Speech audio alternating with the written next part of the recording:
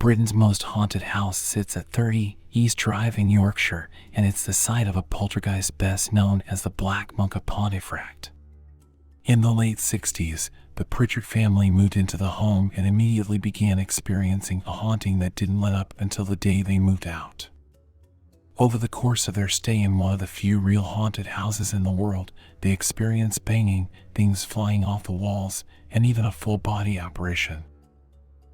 There have been multiple paranormal researchers who have attempted to find scientific explanations behind this haunted house, but so far no one has been able to debunk the terrifying haunting that captured the imagination of Yorkshire, England.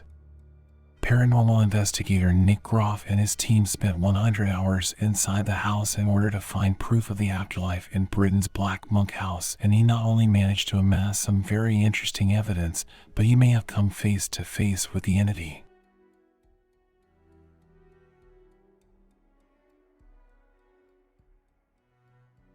While investigating the haunting of the Pritchard family, paranormal researcher Tom Cuniff uncovered a whole mess of reasons as to why the Pritchard family's home could be haunted.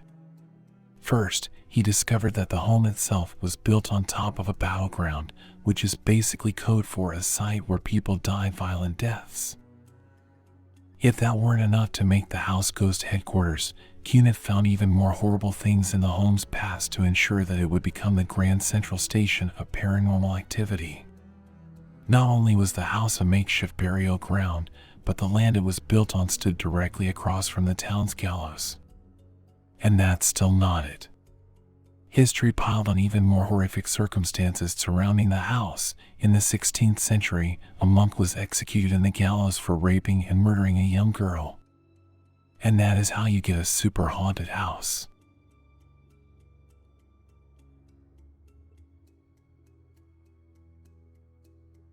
The haunting at 30 East Drive in Pontefract began in 1966, when small paranormal events began to occur to the Pritchard family just after they moved in. Chalk dust floated from the sky, pools of water formed on the floor, the lights flickered on and off, all classic haunted house stuff, but nothing too alarming. The family actually felt that the presence was a kind ghost and not some malevolent creature that was trying to harm them. The Pritchard family even started calling the creature Fred. That all changed when paranormal investigators showed up looking to research the eerie events. Once investigators started trying to figure out what was happening, Fred began to lash out. Fred allegedly dragged one of the Pritchard family's daughters up a flight of stairs, and the ghost even was said to wear a woman's fur coat and gloves while spooking people out. The weird and terrifying haunting of the Pritchard family went on for years, and it didn't stop until they finally got fed up with the paranormal activity and moved out of the house.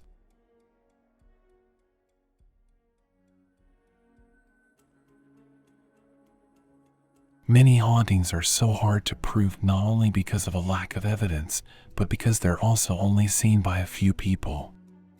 That's not the case with the Black Monk haunting from the late 60s. Everyone in the Pritchard family knew that their house was haunted.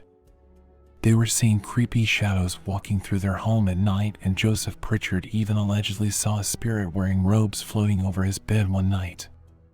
But they weren't the only people who witnessed the haunting. The local police, an MP, member of parliament, and the vicar, church bishop, all saw variations on the haunting and corroborated the family's claims. If that wasn't enough, it was said that the Pritchards' home put off a faint glow at night. You don't get much more haunted than that.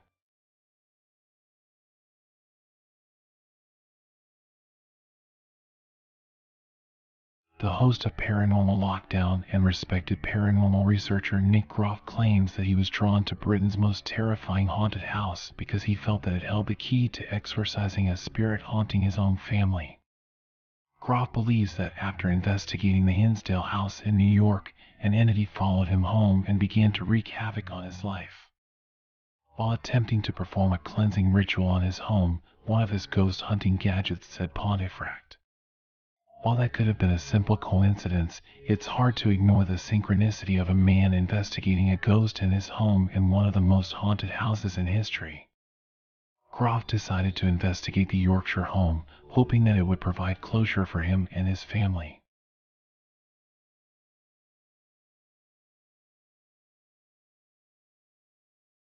Rather than just take a day trip to the most haunted house in Yorkshire, Groff and his research partner Katrina Weidman opted to stay in the house for 100 straight hours. Not only would this give them ample time to fully research the haunting, but it would also give the entity some time to ramp up its paranormal activity. Groff didn't need to wait long for anything to happen. He said he could feel something negative the moment he and Weidman got to the house. Right when we stepped on the property, it felt different. There's an energy about it. When you take a step into that location, it's haunting. It really is. Without anything really even occurring, you just feel it. You feel the energy and the sense that something is there lurking in the shadows.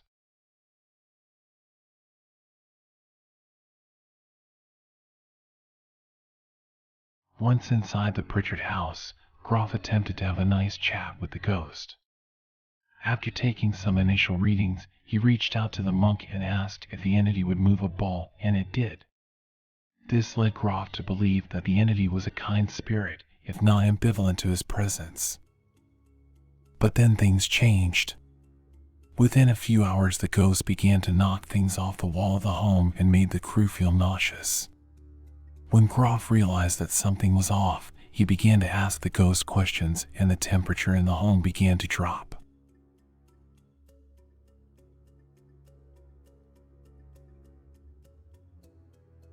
After it became obvious that the ghostly monk wasn't interested in playing nice with Groff, the paranormal investigator set out to understand why the entity was tormenting him. The spirit knocked a clock off the wall on the second story, and after Groff repeatedly asked the ghost to do it again, nothing happened. Groff pulled out his trusty EVP recorder and began asking the entity questions. When he asked, "Do you need a lot of energy to move things?" Groff slowed down his recorder and discovered that the spirit was speaking Latin to him through his recorder, specifically the word desperado, which translates to hopeless. You can hear the creepy recording here.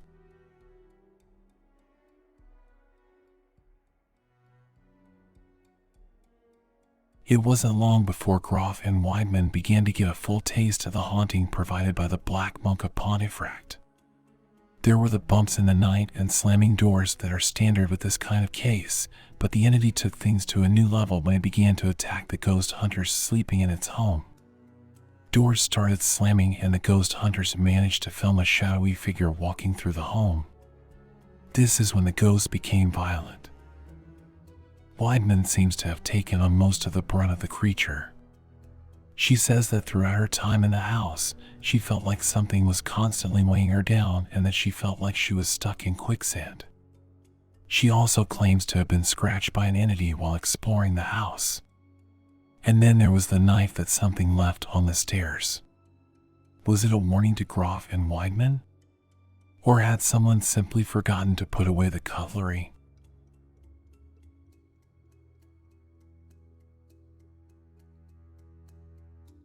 In 2016, another ghost hunter did some snooping around the Black Monk's home and ended up coming away with some truly creepy evidence.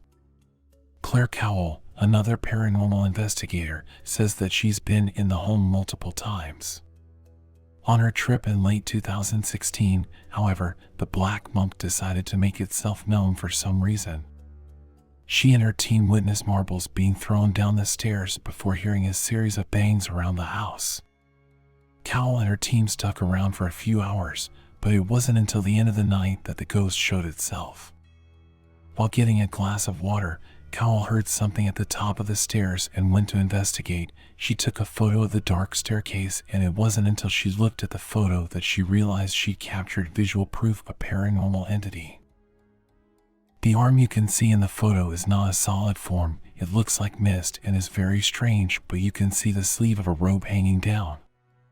There is something which looks like rosary beads in his hand dangling down. It really is the only solid picture we have ever really caught of the monk up until now.